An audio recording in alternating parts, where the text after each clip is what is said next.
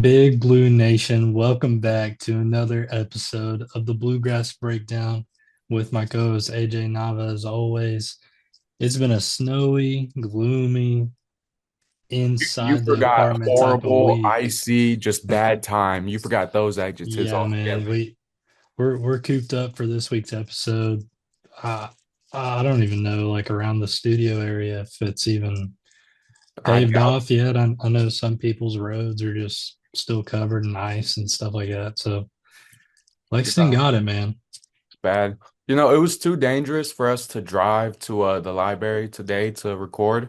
But I will say, 2 days ago or yesterday when it was worse outside, I drove to McDonald's for a Big Mac, and I do regret it. I do know it was a bad idea, but that's just how bad the situation is. See, I commend you for that because instead of putting a door dasher in harm's I put way, myself in harm's way. exactly. Let's So, get to UK basketball. well, unfortunately, the news doesn't get any better. It's a very off week for Kentucky. AJ, if you want to go ahead and touch on it first, I know the women dropped another game, and it's kind of uncharacteristic because most fans are probably used to them winning all the time and not hearing anything else, but they've lost three in a row now. Yeah, these past 2 years have been great, but these past 2 to 3 weeks have been anything but for the UK women's team. They've dropped three straight games, two of which were unranked losses, first to Mississippi State and then the next to Georgia, with a number 17 Tennessee loss in there. It was a bad time overall, and these games were all like just jam-packed together. Coach Kenny Brooks did say after the Georgia loss that his girls are just tired out there. They're overworked, underrested. And I will give him, he is right because for that Georgia game, the NCAA rescheduled it to a Saturday instead of a Sunday. Right, a day before. So it was kind of Yep. weird. Like I know we They- had the weather come in, but Yep. playing right after the men did. I mean, I'm not saying it wasn't as packed. It seemed like normal HMC, but I But don't you know. could Maybe tell the everyone attendance cleared was, out really fast. Everyone yeah, did. I was the last one in the arena and I left maybe an hour after the game finished. That never dang. happens. So yeah, it was just bad time overall. And you could see it on the court. Everyone looked gassed. And to top it all off, Clara Strack in the final minutes of the fourth quarter goes down with the back injury, doesn't return to the game, and you could see it on everyone's face. They were gassed out there. Jordan Obi, Yeah. Tony Morgan. No one could make a shot. And of course, in basketball, you have off days. But I will say that last Georgia game, it was one of those days where you really just can't get your arms up. They feel like jelly, and the basketball would not go in the hoop all 4 quarters for the women's team. Yeah, it's unfortunate because I remember talking about the women's team and they were placed, I believe, third in the SEC just a week or two ago. Mhm. But now you have a close one with Florida and then lose three in a row. The SEC is tough, but I think we wanted to see the Wildcats kind of solidify themselves as a LSU, a South Carolina, Yeah, someone in the top dog mix. And dropping these games here, it builds bad. character, but it's bad. It's a bad It's bad. look. It can only happen so often before it becomes a pattern. And, going from scratching the top 10 at number 11 ranked, now they'll be lucky to stay within the top 20 if they don't drop off this next game versus Arkansas on Sunday. It's a bad look Yeah. overall for the Wildcats, and you can only hope that Tiani Key comes back from this injury as soon as possible, but staying healthy, of course, too to kind of get them back in the groove because that's where it all started. We've been saying it these past few podcasts. It's Yeah. all started with Tiani Key being out. Luckily, this Arkansas game start out on the month of February is easy. Arkansas is only 11-10 right now, Yeah. but we've seen, easy's not always easy, and Yeah.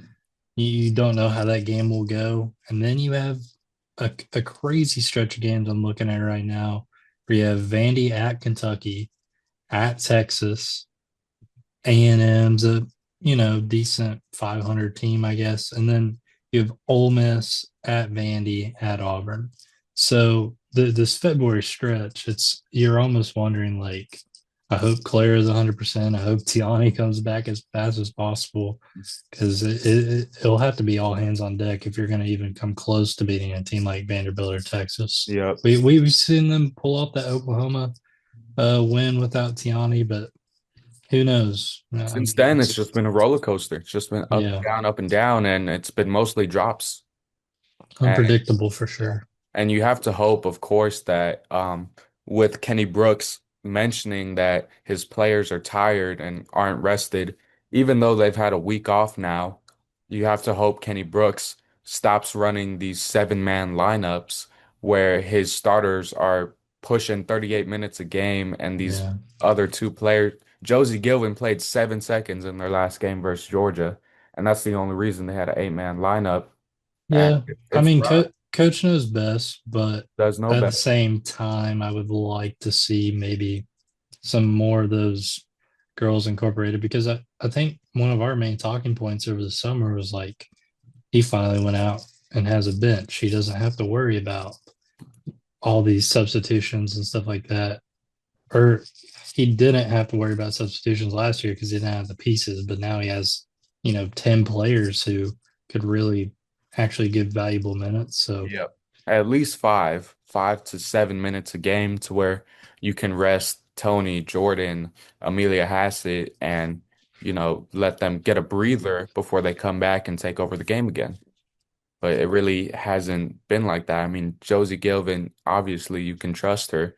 KK, though she's a freshman, she's a large freshman. That's someone that can be more than just a body on the court and can be an right, efficient actual player. And so I hope, I'm sure Kenny Brooks does realize that, but I hope he starts inputting it into the game. right. Well, unfortunately, we're keeping the trend of losing games really bad going forward because the men's team traveled to Nashville. I have a case. Please, if there's a game in Nashville, Tennessee, Knoxville's okay. They're really good in Knoxville for some reason, but if the game is in Nashville, just go ahead and predict Kentucky to lose by like 20 points minimum because Nashville has not been kind. They lost to Gonzaga in the Music City Classic by whatever it was. I know Gonzaga had 93 and Kentucky had like four. And and then Vanderbilt just hosted the Wildcats, beat them 80 to 55. That was probably, coming off a 5 game win streak. I don't know if there was too many people out there like really expecting Kentucky to win. Like, it's a Really? hard, yeah, like Vanderbilt's a 3 loss team. They've were undefeated for most of it, and their losses have been against good SEC squads. Um, Maybe some people thought it would be a close game, sure, but I don't know if they would have said 25-point loss either. No. At that same time, Vanderbilt shot the lights out from three, banking in 10 of them. And then, you know, shout out to my North Carolina boys transferring over and doing some stuff. But Tyler Nickel with 19 points leading Vanderbilt to the win. Both It, Tylers put up 19 points. yeah, there you go.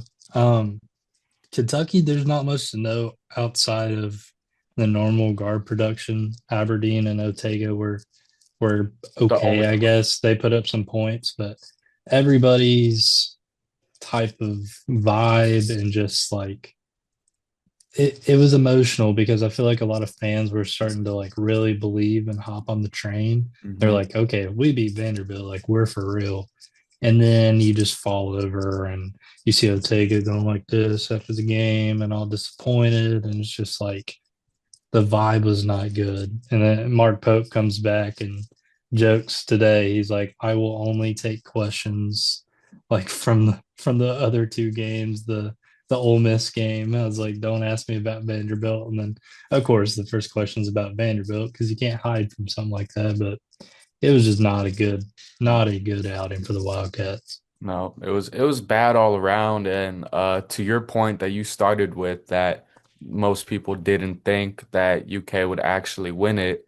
My rebuttal to that is I was at campus pub watching the game, and the Okay. vibe around the bar and even the area itself was that Kentucky has a real shot to win it.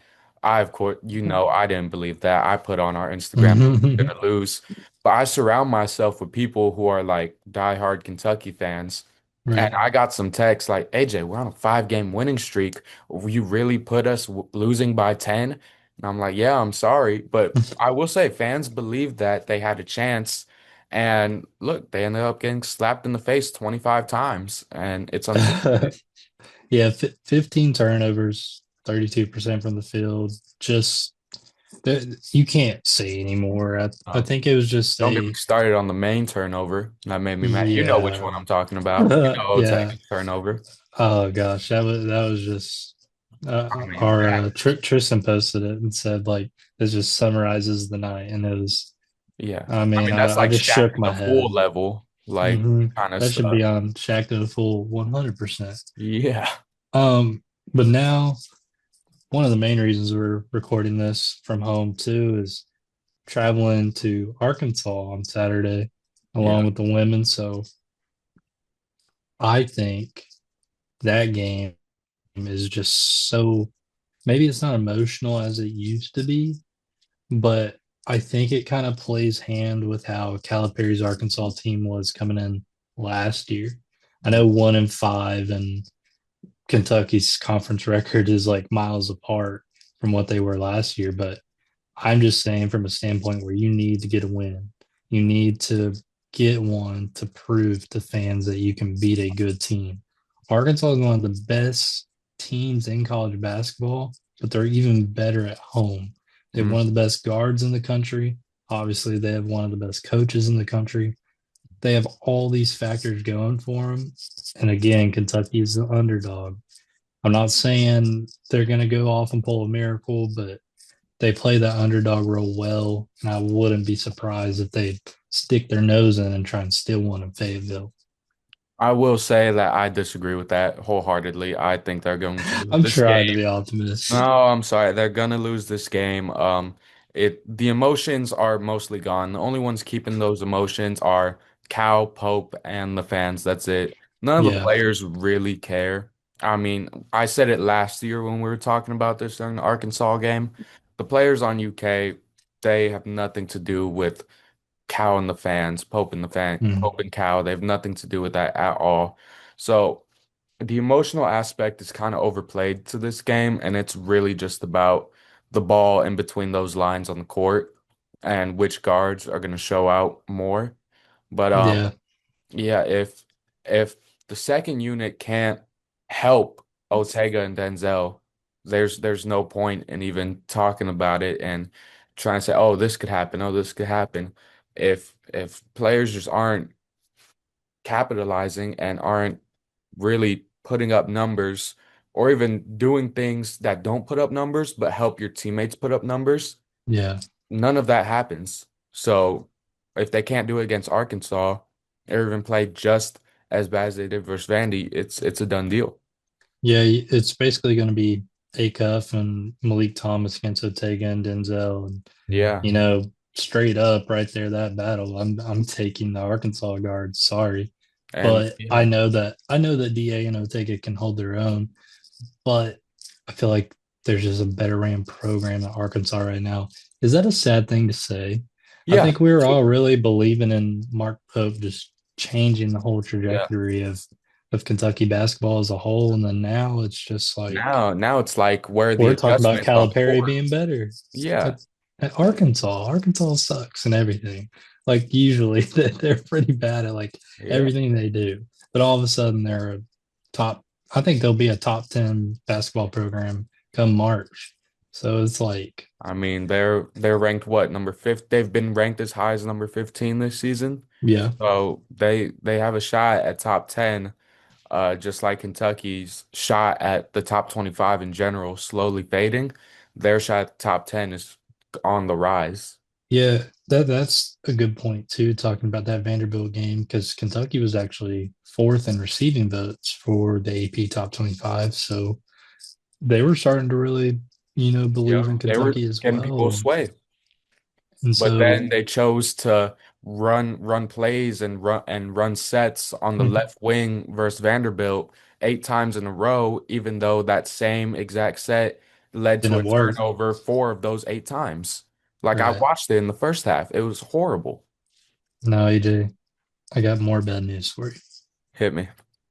So today, Mark Pope, during his weekly media availability, announced that Jade Quaintance is on full shutdown from on-court activity for the foreseeable future. That is a So, smart decision. That is a smart decision. so good long term, bad short term. Yeah, You have horrible short term. your star guy that you paid millions of dollars to, and you're just saying things like, I don't know, and I'm not sure again and again. So he finally made a move and shut him down. For the time being, it sucks because Horrible. I saw that Jaden Quayton's debut in St. John's, and I was like, you can get so fired up, like getting invested in these guys. He had so much emotion with every dunk and every rebound. He was fighting for it. And even against Missouri, the last game he, unfortunately played, he was getting banged up and he was sitting there like fighting, going for loose balls still. If he didn't get the offensive rebound, he was trying to get involved somehow. You can see that he has all the intangibles to be a really great basketball player.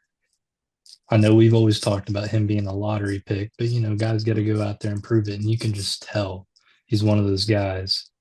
Kentucky not having him is just so monumentally upsetting, Hmm. especially with Jalen Lowe and Cam already being out for the season. Um, so we don't know when JQ's coming back. So, you lose one against Arkansas, you're going back undefeated. You're just kind of wondering like what can we use as a boosting point to like get us back on the right track. I would think a JQ comeback would provide that, That but would have been, but doesn't Lord seem like knows we're that, getting it. yeah, Lord knows. So it has to be an internal thing. That boost, that locker room boost on the court, whatever, that has to come from an unexpected player, has to come from a coach. Someone inside the organization needs to be the reason to get fired. It can't come from I outside. think, well, the thing is, how'd they win five in a row though? Is it because they're playing bad SEC teams? That could be the case. It seems like the most realistic argument you can make.